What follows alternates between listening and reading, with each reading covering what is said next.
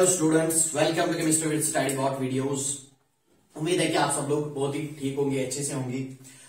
आज जो हमारा टॉपिक है इक्विलिब्रियम का, वो है ली चाइटलियस प्रिंसिपल। बहुत ही जबरदस्त टॉपिक है इक्विलिब्रियम का। उम्मीद है कि आपको मेरे पिछले सारे वीडियोस पसंद आए होंगे और आप लाइक भी करेंगे, शेयर भी करेंगे और सब्सक्राइब करेंगे और साथ ही साथ बेल आइकन का बटन दबाएंगे। तो चलो स्टार्ट करते हैं आज का वीडियो, ली चाइटलियस प्रिंसिपल। बेसिकली ली चाइटलियस प्रिंसिपल किसके रिलेटेड होता है? ये सिस्टम के इक्विलिब्रियम के रिलेटेड होता है कि सिस्टम का इक्विलिब्रियम किन चीजों से इफेक्ट होता है और सिस्टम वापस उन पे क्या इफेक्ट करता है। आज हम इस वीडियो में वही जानेंगे और साथ ही साथ अगले नए आने वाले वीडियो में इसका एप्लीकेशन देखते हैं। पहले मैं इसका स्टेटमेंट ही पढ़ लेता हूं।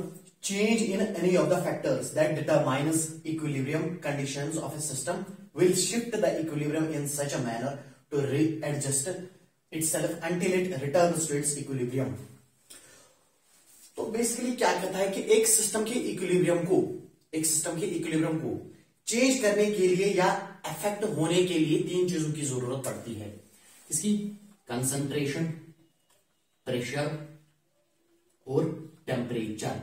आप ये भी कह सकते हैं कि एक सिस्टम का इक्विलिब्रियम तीन चीजों से इफेक्ट हो सकता है, कंसंट्रेशन से, प्रेशर से या टेम्परेचर से। अगर आप एक सिस्टम के इक्विलिब्रियम में इन तीन चीजों में से एक भी चीज चेंज करते हैं तो उस सिस्टम का इक्विलिब्रियम क्या हो जाएगा? डिस्टर्ब, यानी चेंज हो जाएगा।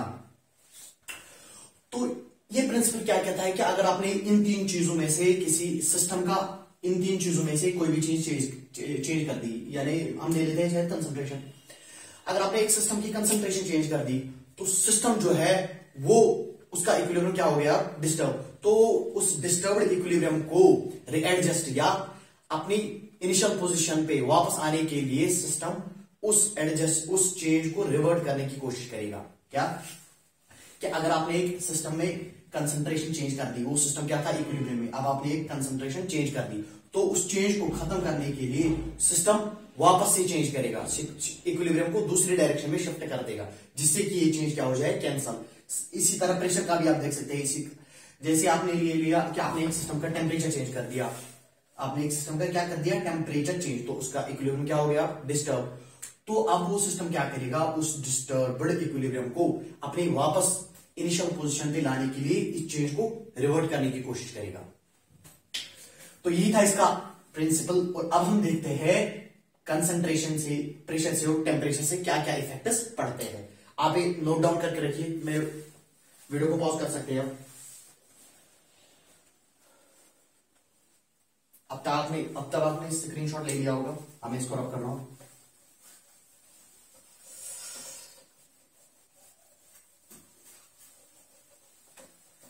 पहली कंडीशन हम देखते हैं, कंसंट्रेशन।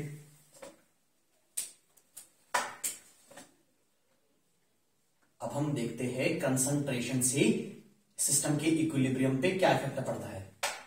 क्या? कंसंट्रेशन से। देखिए, अगर एक सिस्टम इक्विलिब्रियम पे है, मैं मान लेता हूं ये इक्विलिब्रियम ए गिव्स, या ए प्लस बी ले लेते हैं, ज्यादा बेटर आएगा। A plus B gives C plus D at equilibrium. ये रिएक्टेंट्स है, ये प्रोडक्ट्स है। ये सिस्टम मैं क्या ले रहा हूं? इक्विलिब्रियम पे। तो अगर मैंने, पहला कंडीशन, अगर मैंने रिएक्टेंट्स की कंसंट्रेशन इंक्रीज कर दी, ली चाइटलियस प्रिंसिपल क्या कहता है कि ये सिस्टम जो इक्विलिब्रियम पे था, ये अपने इक्विलिब्रियम को उस डायरेक्शन में शिफ्ट करेगा जिस डायरेक्शन से ये चेंज कैंसिल हो जाए, यानी फॉरवर्ड रिएक्शन में। याद रखिएगा कि अगर एक सिस्टम इक्विलिब्रियम पे है और हम उस सिस्टम में क्या कर रहे हैं? रिएक्टेंट्स की कंसंट्रेशन इंक्रीज करते हैं, तो सिस्टम किस डायरेक्शन में, सिस्टम का इक्विलिब्रियम किस डायरेक्शन में शिफ्ट हो जाएगा? फॉरवर्ड डायरेक्शन में। इसी तरह अगर हम एक सिस्टम ले रहे हैं, वो इक्विलिब्रियम पे है, अगर हम उस सिस्टम में प्रोडक्ट्स की कंसंट्रेशन इंक्रीज करते हैं तो ली चाइटलियस प्रिंसिपल के हिसाब से उस सिस्टम का जो इक्विलिब्रियम है वो बैकवर्ड डायरेक्शन में शिफ्ट हो जाएगा। क्या? बैकवर्ड डायरेक्शन में शिफ्ट हो जाएगा, क्योंकि उस चेंज को उसको रिवर्ट करना होगा। तो अगर आप प्रोडक्ट्स की कंसंट्रेशन इंक्रीज करते हैं तो उस सिस्टम किस डायरेक्शन में शिफ्ट हो जाएगा? फॉरवर्ड डायरेक्शन में। या आप ऐसा भी लिख सकते हैं, कंसंट्रेशन और इक्विलिब्रियम। अगर आप रिएक्टेंट्स की कंसंट्रेशन इंक्रीज करते हैं तो इक्विलिब्रियम किस डायरेक्शन में शिफ्ट हो जाएगा? फॉरवर्ड डायरेक्शन में, यानी प्रोडक्ट्स की तरफ। और अगर प्रोडक्ट्स की कंसंट्रेशन इंक्रीज करते हैं तो इक्विलिब्रियम किस डायरेक्शन में शिफ्ट हो जाएगा, बैकवर्ड डायरेक्शन में, यानी रिएक्टेंट्स की तरफ। तो ये था इफेक्टिव कंसंट्रेशन का, किस पे, इक्विलिब्रियम पे। अब हम अब दूसरा देखते हैं, प्रेशर।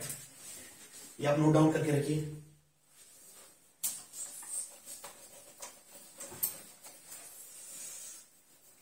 अब हम दूसरा देखते हैं, प्रेशर।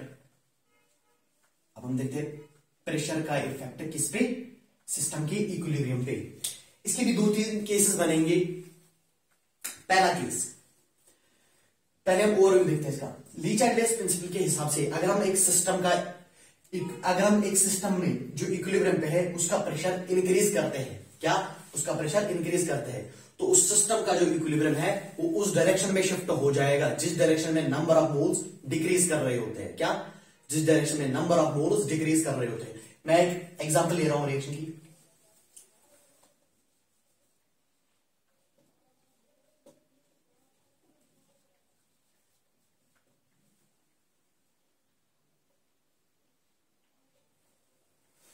ये मैंने एक अमोनिया के एग्जांपल ली, हैबर्स प्रोसेस इसे भी कहते हैं।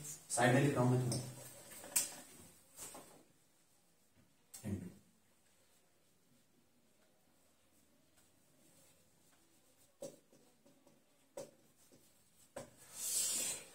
ये मैंने एक एग्जांपल ले ली हैबर्स प्रोसेस की, N2+H2 गिव्स अमोनिया।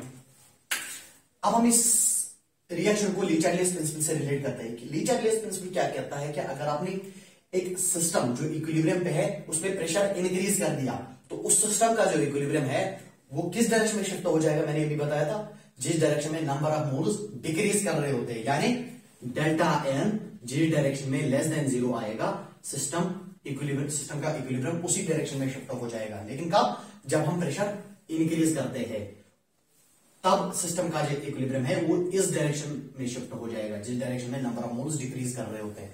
तो अगर आप इस डायरेक्शन में देखते हैं, बैकवर्ड डायरेक्शन में, यहां पे क्या आएगा 4-2, तो क्या आएगा 2, तो लेस देन 0 तो नहीं आया। अगर हम इस डायरेक्शन में देखते हैं 2-4 हो गया -2, तो ये आ गया लेस देन 0। तो सिस्टम का जो इस रिएक्शन के लिए जो सिस्टम का इक्विलिब्रियम है वो फॉरवर्ड डायरेक्शन में शिफ्ट हो जाएगा, क्योंकि फॉरवर्ड डायरेक्शन में डेल्टा एन का वैल्यू क्या आ रहा है, लेस देन 0। तो ये पहला कंडीशन कि अगर हम सिस्टम का प्रेशर इंक्रीज कर रहे हैं तो इक्विलिब्रियम किस डायरेक्शन में शिफ्ट हो जाएगा, जिस डायरेक्शन में नंबर ऑफ मोल्स डिक्रीज कर रहे होते हैं, जैसा कि आपने इस रिएक्शन में देखा। अब हम दूसरा चीज देखते हैं, प्रेशर। नोट डाउन करके रखिए आप, मैं रब कर रहा हूं। ये कंडीशन कब थी, जब हमने प्रेशर सिस्टम का इंक्रीज कर दिया। अब हम देखते हैं जब हम सिस्टम का प्रेशर डिक्रीज करते हैं, उसके लिए भी रिएक्शन लिख रहा हूं।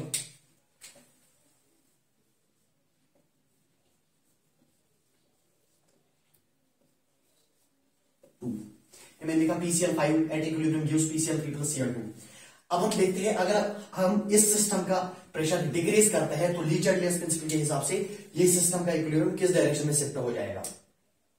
तो ली चार्ल्स प्रिंसिपल क्या कहता है कि अगर आप इस रिएक्शन में प्रेशर को डिक्रीज करते हैं तो इस रिएक्शन का जो इक्विलिब्रियम है या इस सिस्टम का जो इक्विलिब्रियम है वो उस डायरेक्शन में शिफ्ट हो जाएगा जिस डायरेक्शन में नंबर ऑफ मोल्स इंक्रीज कर रहे होते हैं। या हम ऐसा भी लिख सकते हैं delta n is greater than 0, जिस डायरेक्शन में डेल्टा एन ग्रेटर देन 0 आ जाएगा उसी डायरेक्शन में सिस्टम का इक्विलिब्रियम शिफ्ट हो जाएगा जब हम सिस्टम का प्रेशर क्या कर रहे हैं, डिक्रीज। पहले वाले केस में क्या कर रहे थे, इंक्रीज।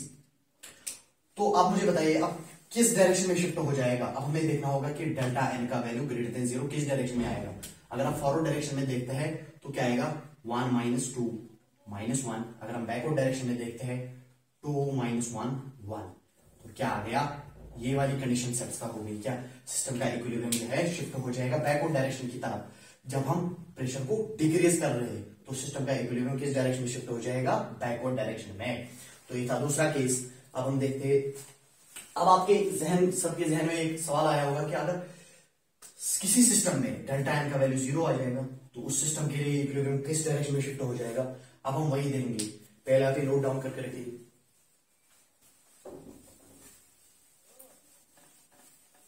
अब हम देखते हैं डेल्टा एन का वैल्यू जिन रिएक्शंस के लिए 0 आ जाएगा, अगर हम उस सिस्टम में प्रेशर को इंक्रीज या डिक्रीज करते हैं तो सिस्टम का इक्विलिब्रियम पे क्या इफेक्ट पड़ेगा। इसके लिए भी हम एक रिएक्शन ले लेते हैं, हाइड्रोजन प्लस आयोडाइड HR। ये मैं रिएक्शन ले रहा हूं। अगर आप इसके लिए डेल्टा N देखते हैं तो वो 0 आ जाएगा, क्योंकि फॉरवर्ड डायरेक्शन में भी इतने ही मोल्स है और बैकवर्ड डायरेक्शन में भी उतने ही मोल्स है। अब हम देखते हैं जिन रिएक्शंस के लिए डेल्टा N का वैल्यू 0 आ जाएगा उन पे क्या इफेक्ट पड़ेगा अगर हम प्रेशर इंक्रीज या डिक्रीज करते हैं। बेसिकली ली चाइल्ड-लियस प्रिंसिपल क्या कहता है हमें कि जब भी प्रेशर इंक्रीज होगा तो इक्विलिब्रियम किस डायरेक्शन में शिफ्ट होगा, जिस डायरेक्शन में नंबर ऑफ मोल्स डिक्रीज कर रहे होते हैं, और जब प्रेशर डिक्रीज करेंगे इक्विलिब्रियम किस डायरेक्शन में शिफ्ट हो जाएगा, जिस डायरेक्शन में नंबर ऑफ मोल्स इंक्रीज कर रहे होते हैं। लेकिन यहाँ पे ना ही फॉरवर्ड डायरेक्शन में नंबर ऑफ मोल्स इंक्रीज हो रहे हैं, ना ही बैकवर्ड डायरेक्शन में नंबर ऑफ मोल्स इंक्रीज हो रहे हैं। अगर हम प्रेशर इंक्रीज डिक्रीज भी करेंगे तो इक्विलिब्रियम पे कोई इफेक्ट नहीं पड़ेगा। याद रखिए, जब भी डेल्टा N 0 आ जाएगा तो pressure has no effect on equilibrium. ये तीसरा वाला केस इंपॉर्टेंट है कि अगर जब भी डेल्टा N का वैल्यू 0 आ जाएगा तो प्रेशर का इफेक्ट ही नहीं रहेगा इक्विलिब्रियम पे। ये थे कुछ 3 केसेस प्रेशर के विद रिस्पेक्ट। अब हम देखते हैं लास्ट वाला केस, टेम्परेचर के रिलेटेड। टेम्परेचर का इफेक्ट क्या होता है ली चाइल्ड-लियस प्रिंसिपल पे।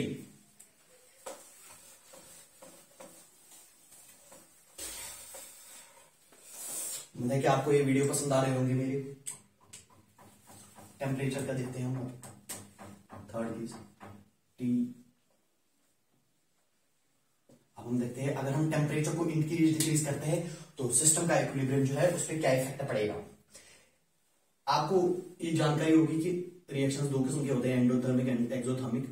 एंडोथर्मिक और एक्सोथर्मिक, एंडो एंड एक्सो, इन दोनों के लिए सेपरेट पढ़ना होगा हमें ली चाइल्ड-लियस प्रिंसिपल। बेसिकली अगर हम एक एंडोथर्मिक रिएक्शन ले रहे हैं, एंडोथर्मिक का मतलब क्या होता है, जो हीट एब्जॉर्ब करती है, और एक्सोथर्मिक जो हीट इवॉल्व करती है। तो ली चाइल्ड-लियस प्रिंसिपल क्या कहता है कि अगर कभी भी एंडोथर्मिक रिएक्शन इक्विलिब्रियम में होगी और आप टेम्परेचर को इंक्रीज करते हैं तो रिएक्शन किस डायरेक्शन में, रिएक्शन का जो इक्विलिब्रियम है वो किस डायरेक्शन में शिफ्ट हो जाएगा, फॉरवर्ड डायरेक्शन में। एग्जाम्पल ले रहा हूं मैं, A plus B plus Q gives C plus D. ये मैं एक एंडोथर्मिक रिएक्शन ले रहा हूं, A plus B plus Q gives C plus D, endothermic. Basically Le Chatelier's principle क्या कहता है कि अगर आप इस सिस्टम के लिए टेम्परेचर इंक्रीज कर देंगे, क्योंकि ये सिस्टम क्या मांग रहा है, हीट, अगर आप इसको हीट प्रोवाइड करेंगे तो सिस्टम का इक्विलिब्रियम किस डायरेक्शन में हो जाएगा, शिफ्ट फॉरवर्ड डायरेक्शन में, तो वो प्रोडक्ट ज्यादा बनाएगा। दूसरा case exothermic, A plus B gives C plus D plus Q. ये मैं एक्सोथर्मिक ले रहा हूं। इस सिस्टम के लिए अगर आप टेम्परेचर इंक्रीज कर रहे हैं तो सिस्टम का इक्विलिब्रियम किस डायरेक्शन में शिफ्ट हो जाएगा, बैकवर्ड डायरेक्शन में, क्योंकि ये सिस्टम वही से हीट हमें प्रोवाइड कर रहा है। तो अगर आप यही से टेम्परेचर दे रहे हैं तो सिस्टम का इक्विलिब्रियम डिस्टर्ब हो जाएगा, तो किस डायरेक्शन में शिफ्ट हो जाएगा, बैकवर्ड डायरेक्शन में। क्या अगर आप एक्सोथर्मिक रिएक्शन के लिए टेम्परेचर इंक्रीज करते हैं तो उस सिस्टम के लिए इक्विलिब्रियम का की जो डायरेक्शन है वो फॉरवर्ड डायरेक्शन में, बैकवर्ड डायरेक्शन में शिफ्ट हो जाएगी, बैकवर्ड डायरेक्शन। तो ये कुछ केसेस ली चाइल्ड-लियस प्रिंसिपल में केस, आप इसको नोट डाउन करके रखिए। अब हम देखते हैं लास्ट वाला केस। बेसिकली वो केस नहीं है, इंट्रोड्यूस हुआ है इनर्ट गैस का इफेक्ट। इनर्ट गैस का इफेक्ट, INERT, इनर्ट गैस का इफेक्ट, जैसे हीलियम, नियॉन। अब हम देखते हैं इनका इफेक्ट इक्विलिब्रियम पे क्या पड़ता है जब हम इनको सिस्टम में इंट्रोड्यूस कराते हैं। तब तक मैं वीडियो को पॉज कर रहा हूं, आप नोट डाउन करके रखिए।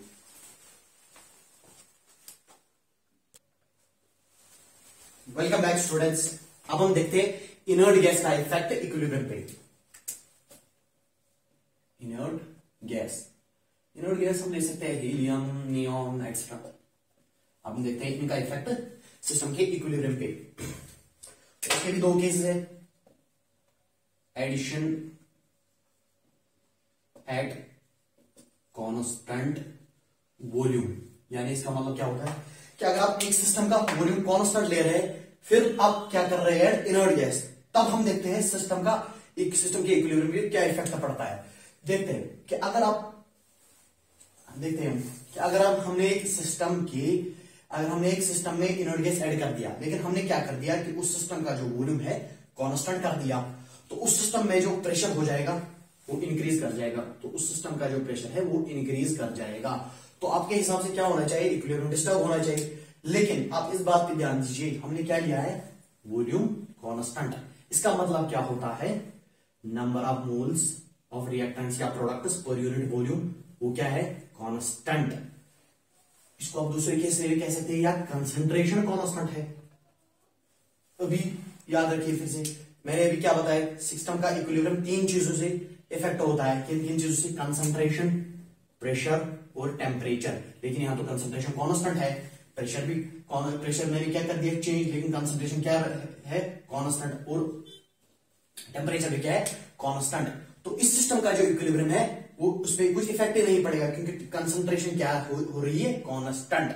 इसीलिए कह रहे हैं कि हम अगर इनर्ट गैस आप कांस्टेंट वॉल्यूम पे ऐड कर रहे हैं तो इस सिस्टम के जो इक्विलिब्रियम पे है वो कोई इफेक्ट नहीं पड़ेगा। दूसरा केस हम दे दें addition at constant volume, addition at constant pressure देते हैं, वॉल्यूम तो देख लिया। अगर हम अब एक सिस्टम ले रहे हैं कांस्टेंट प्रेशर पे, अगर हम तब इनर्ट गैस का इस्तेमाल करते हैं तो उस सिस्टम का जो वॉल्यूम है वो इंक्रीज होगा। क्या हो जाएगा, उस सिस्टम का वॉल्यूम इंक्रीज, जब हम इनर्ट गैस ऐड करेंगे किस वक्त, कांस्टेंट प्रेशर के वक्त। तो अगर वॉल्यूम इंक्रीज कर गया तो number of moles per unit volume क्या हो जाएंगे, डिक्रीज, यानी कंसंट्रेशन क्या हो जाएगी, डिक्रीज। तो अभी आपने पढ़ा कि अगर एक सिस्टम का कंसंट्रेशन डिक्रीज हो जाएगा तो उस सिस्टम का जो इक्विलिब्रियम है वो उस डायरेक्शन में शिफ्ट होगा जिस डायरेक्शन में नंबर ऑफ मोल्स इंक्रीज कर रहे होते हैं, क्योंकि कंसंट्रेशन क्या हो रही है, डिक्रीज हो रही है। तो पहले हमने देखा क्या, एडिशन एट कांस्टेंट वॉल्यूम। अगर हम वॉल्यूम कांस्टेंट ले रहे हैं, अगर हम तब इनर्ट गैस का इस्तेमाल कर रहे हैं तो प्रेशर क्या हो जाएगा उस सिस्टम का, इंक्रीज। लेकिन कंसंट्रेशन क्या रही, कांस्टेंट। कंसंट्रेशन ही कांस्टेंट रही तो सिस्टम के इक्विलिब्रियम पे कोई इफेक्ट नहीं पड़ेगा। दूसरा, अगर हम कांस्टेंट प्रेशर के वक्त इनर्ट गैस का इस्तेमाल करते हैं तो क्या होगा, वॉल्यूम इंक्रीज कर जाएगा, यानी कंसंट्रेशन डिक्रीज कर दी। अगर कंसंट्रेशन डिक्रीज कर दी तो इक्विलिब्रियम किस डायरेक्शन में शिफ्ट होगा, जे डायरेक्शन में नंबर ऑफ मोल्स इंक्रीज कर रहे होते हैं। ये था इनर्ट गैस का इफेक्ट किस पे, इक्विलिब्रियम पे। अब और एक चीज कैटालिस्ट का मैं आपको भूल गया पढ़ाना, अब हम देखते हुए लास्ट चीज हम देखते हैं इस वीडियो की, कैटालिस्ट। आपको पता होगा कि कैटालिस्ट क्या होता है। बेसिकली कैटालिस्ट वो सबस्टेंस होता है जो रिएक्शन की रेट इंक्रीज कर रहा है या डिक्रीज कर रहा है, लेकिन खुद रिएक्शन में इन्वॉल्व नहीं हो रहा है। तो कैटालिस्ट का इस्तेमाल देखते हैं हम। अगर हम एक रिएक्शन ले रहे हैं इक्विलिब्रियम पे, A plus B gives C plus D, अगर हम इस रिएक्शन में कैटालिस्ट का इस्तेमाल करते हैं, याद रखिए कैटालिस्ट की एक प्रॉपर्टी होती है कि वो रेट ऑफ फॉरवर्ड और रेट ऑफ बैकवर्ड रिएक्शन दोनों को फेवर करता है। यानी अगर हम नेगेटिव कैटालिस्ट ले रहे हैं तो उसका काम क्या होगा, वो इक्विलिब्रियम के वक्त फॉरवर्ड रिएक्शन की भी रेट डिक्रीज कर देगा और बैकवर्ड रिएक्शन की भी रेट डिक्रीज कर देगा। तो नेट क्या रहा, 0। और अगर हम पॉजिटिव कैटालिस्ट ले रहे हैं तो उसका काम भी क्या होगा कि वो फॉरवर्ड रिएक्शन की रेट इंक्रीज कर देगा और बैकवर्ड रिएक्शन की भी रेट इंक्रीज कर देगा, यानी उस वक्त भी क्या होगा, नेट 0। तो कैटालिस्ट की ये प्रॉपर्टी है कि वो इक्विलिब्रियम के वक्त दोनों को फेवर करता है, यानी फॉरवर्ड रिएक्शन को भी और बैकवर्ड रिएक्शन को भी। तो अगर वो फॉरवर्ड रिएक्शन को भी फेवर करता है और बैकवर्ड रिएक्शन को भी फेवर करता है तो उसका इफेक्ट क्या रहेगा इक्विलिब्रियम पे, कुछ नहीं। तो कैटालिस्ट के इस्तेमाल करने से इक्विलिब्रियम चेंज नहीं होता है, बल्कि इक्विलिब्रियम पे इफेक्ट ही नहीं पड़ता है कुछ। तो कैटालिस्ट का इस्तेमाल करना जरूरी नहीं होता है, क्योंकि इससे कुछ इफेक्ट नहीं पड़ेगा इक्विलिब्रियम पे। तो ये था कुछ कैटालिस्ट के मुताबिक। उम्मीद है कि आपको ये वीडियो पसंद आया होगा, तो लाइक करें, शेयर करें और सब्सक्राइब करें, और साथ ही साथ बेल आइकन का बटन दबाएं ताकि मेरी हर आने वाली वीडियो का आपको नोटिफिकेशन मिल सके। And thank you for watching my videos.